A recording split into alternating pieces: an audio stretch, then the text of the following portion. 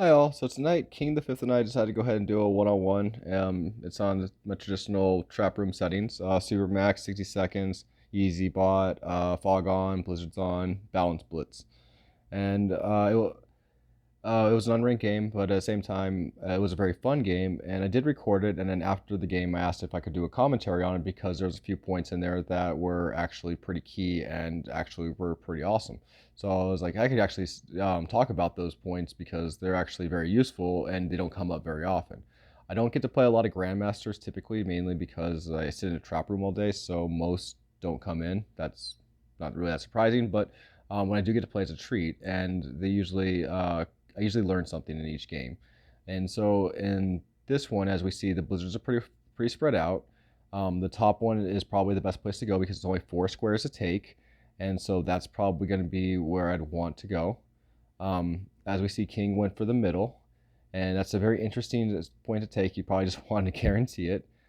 So I continue up at the top. He goes to the bottom left, but since he took the middle, is not able to secure the run out. So I'm able to block the run out, and it just comes up with this really nasty formation for me. For him, he has it's a fakey super, but it's okay, but it's not really that great. I was able to get a run out on the bottom right with the other blizzard, and from there we were able to do some blocking.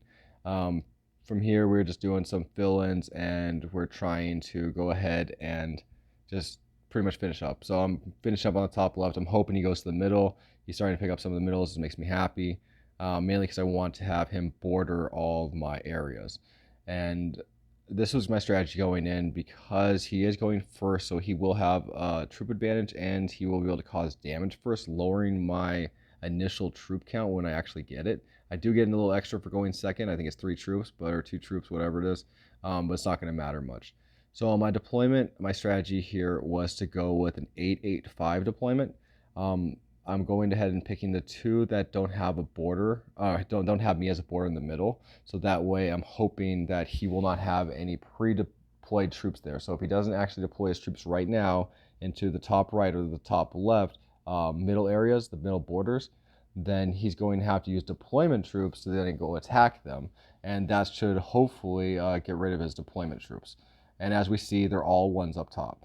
So this is going to give me pretty much the top of the board right away. And it's going to give him most of the bottom. He's going to get the bottom and the bottom left most likely, based upon what I see from here. So from here, that's pretty much what he went for. So in theory, I could take the bottom right as well, but I do need to damage him. I need to take away at least one of those. I don't need to take away both. And there's a mistake right there. So you see I didn't bring the troops back. So I'm going to have to use my fortify on the top left. Um, that was a misclick because I was trying to go too fast. But I was successful to break into one. But I needed to at least break into one. So from here, I went ahead and finished up the top right, so that way I have my border. And then I mistakenly moved the 4 to the top. I should have moved the 7 over. I could have probably gone ahead and attacked the 3 and see if I could have broke in. That's what I probably should have done. Or I could have just left the 4 there and had him deal with it. So if he came in and attacked the top with that, then I can go ahead and just attack him with that. It gives me also a launch point. So that was a little bit of a bummer move, but it wasn't too bad because if he did take it, which he did not do, which is surprising by the way, if he didn't take that, if he did take it, then I'd have the 7 to reclaim it. So it wasn't that bad. I'm just going to lose the initial troop deployment is what I thought. But as we saw, it's the only one I actually do keep, which is surprising. So from here, I'm going to try to repair the damage that was just done to me. But now I have an additional border, and he has an additional border up top. So he took the top middle piece. So now I have another area I could do a border. End up getting a bad roll on the top right, which is kind of devastating, I'm not going to lie. But I was able to remember to fortify the left. Being that I have the 2 here and I have a 7 and an 8, he only has 11 troops on his deployment because he only has the bottom. And it's pretty well protected. He can't just drop it on his 18 and get 29 because he can't attack the 2 territories I have. So he has to use deployment troops to go ahead and invade me, essentially.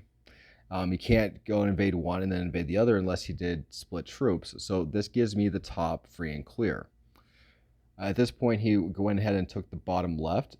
He's starting to expand. He's taken the middle as well. So from here, I still need to damage him, so I'm going to have to use my troops. This is the deciding factor of the game right here, because if I can go ahead and bust into both, because I won't have enough to fortify back because I'm connected now, I don't have the protection of the middle borders, I have to take both. So from here, it was a 7 versus 9, and I went ahead and went with doing manual rolls to try to lower his troops down to a more manageable amount.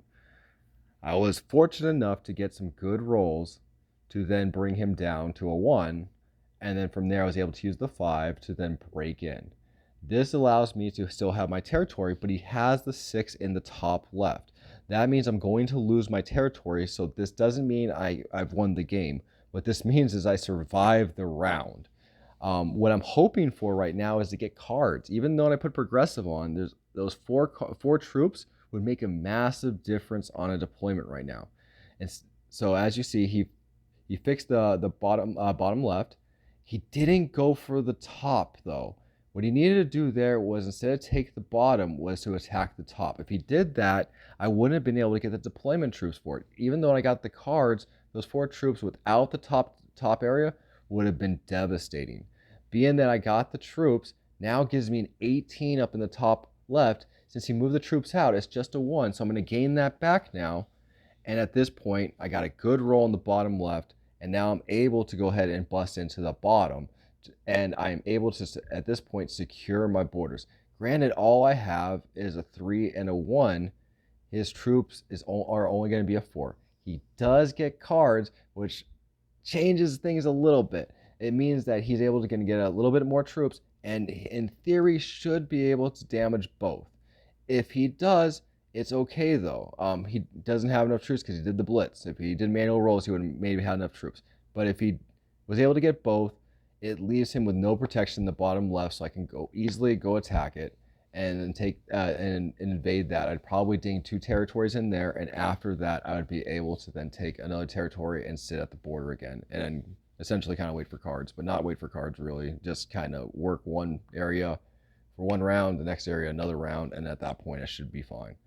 But none of that happened. He didn't attack the top, so it gave me the extra troops, and at this point, I own half the map essentially.